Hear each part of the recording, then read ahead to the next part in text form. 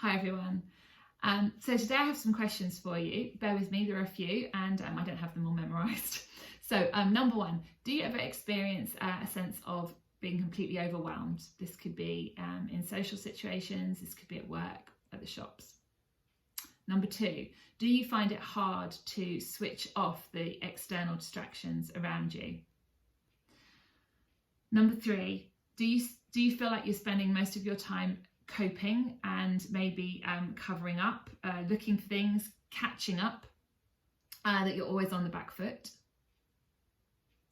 Number four, have you stopped inviting people to your house because you're too embarrassed for them to see the chaos and clutter within? Number five, do you have the sense that your life's out of control and that you can't keep up with the demands? Number six, do you feel you're at one end of a dysregulated activity spectrum? On the one hand, you're a tornado zooming through life, getting so much done and achieved. And on the other hand, you are a potato, simply unable to get off the couch and do anything. Number seven, do you feel that your ideas are at least as good as other people's, but unfortunately you are unable to activate them, articulate them and execute them? Number eight, do you start each day determined to get through your list and achieve your goals, but then when the end of the day comes, you have a sense of being defeated because you haven't achieved all of those things? Number nine, do you despair that you will never actually fulfill your goals and achieve your potential? Number 10, do you sit and wonder how it is other people manage to lead these consistent, achieving goal-grabbing lives? Do you find that hard to understand how they manage that? Do you feel that maybe you're passing for normal, that you're pretending, that you're holding a mask all the time, and that and you're frightened that you're going to get found out?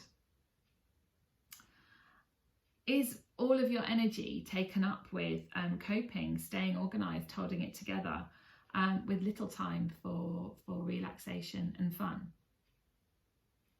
So those questions, guys, were posed by Sari Solden, and she is someone who has really devoted her life to the female experience of ADHD, and she has written extensively on the subject. She has delivered webinars, she has attended conferences, trying to shine a light on the female experience of ADHD.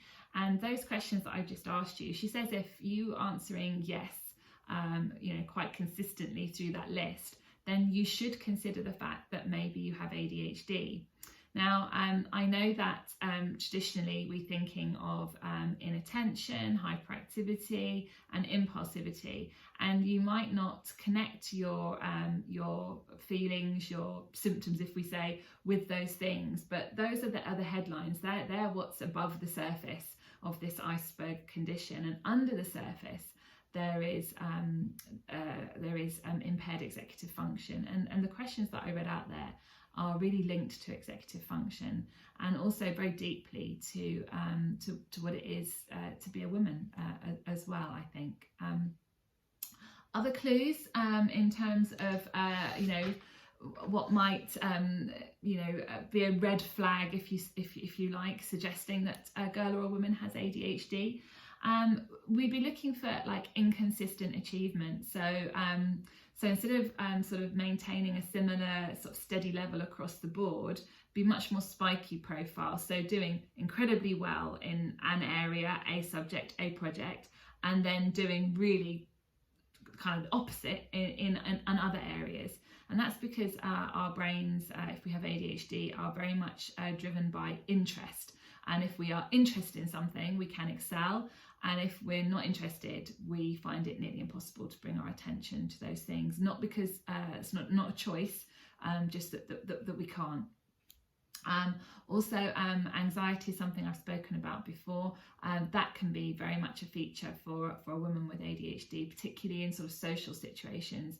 This is because she's stuffed up like so many times before. She's literally waiting to do it again, to say the wrong thing, to do the wrong thing, to be in the wrong place. and she's always in a heightened state, worried that will happen again.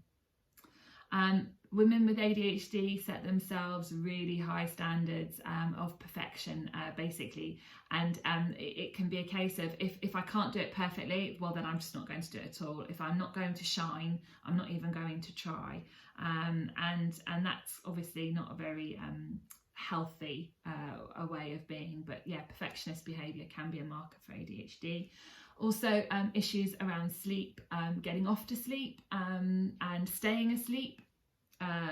Also, maybe sleeping at the right sort of time in the day as well. That can be a marker for ADHD.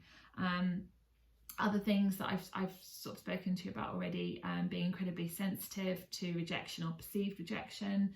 That can be a big issue for women that could indicate ADHD. A kind of restlessness, flitting from one thing to another, changing jobs regularly, moving house, changing groups of friends, joining, new clubs and associations. This kind of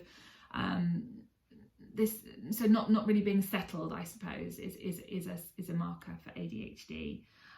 Also, there's something called dermatillomania. I just learned this name recently. Prior to that, I used to call it picking behaviours. So I went to a conference a while ago on women and ADHD, and when the speaker, who is very well known expert in female ADHD, Ellen Lippman, when she was talking about picking behaviours, I was like, oh my gosh, how does she know?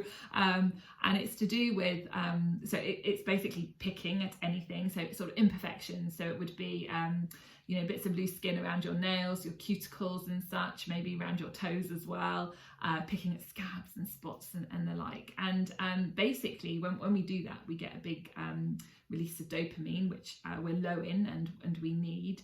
But also, I suppose it's also a thing linked to perfection, sort of seeking perfect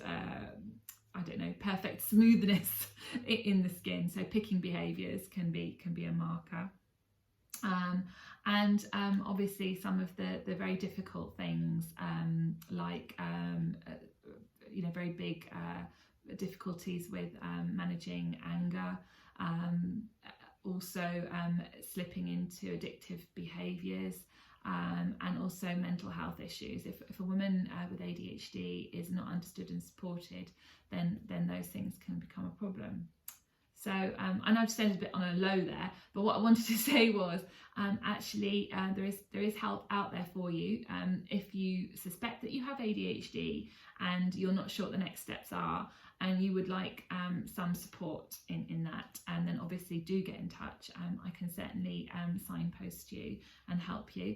There are plenty of online resources that I could point you to, and books that I could recommend as well. And also I'm offering personal coaching, so that's one-to-one coaching, and coaching can be a really effective intervention, particularly for women with ADHD if they're receptive to change, because the thing is, ladies, we don't have to be stuck in this difficult place of overwhelm, of feeling like an imposter, of feeling shame. We can take action and we can turn those things around and be the best version of our ADHD selves. Thanks for listening.